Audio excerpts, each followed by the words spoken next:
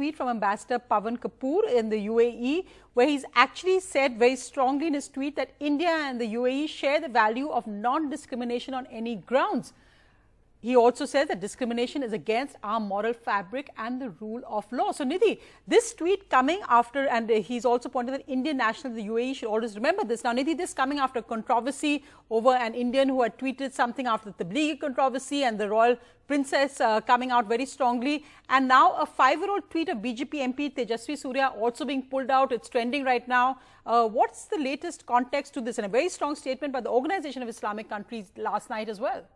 Well, unfortunately, the right-wing ecosystem on Twitter, Sonia, hasn't done itself any favors by putting out a series of Islamophobic tweets ever since this pandemic began.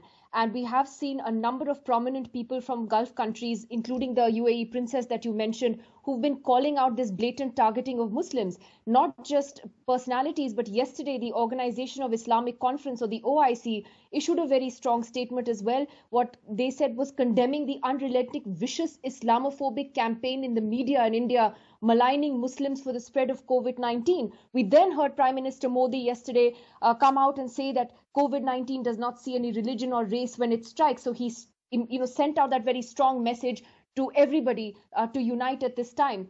And today we've seen India's ambassador to the UAE, Pavan Kapoor, also reiterating this very strongly, that Indian nationals in the UAE should always remember this. So clearly, I think a series of these social media posts have now irked a lot of India's friends in the Arab world, and diplomatically also OIC is a grouping that India has engaged with. As Foreign Minister Sushma Swaraj had addressed them, she had given a speech there, and it was lauded in India as a big achievement, because traditionally the OIC has been seen as siding with Pakistan, but they've been very much more understanding to India's point of view on a lot of things in recent years. So certainly for a government that has cultivated and tried to cultivate a strong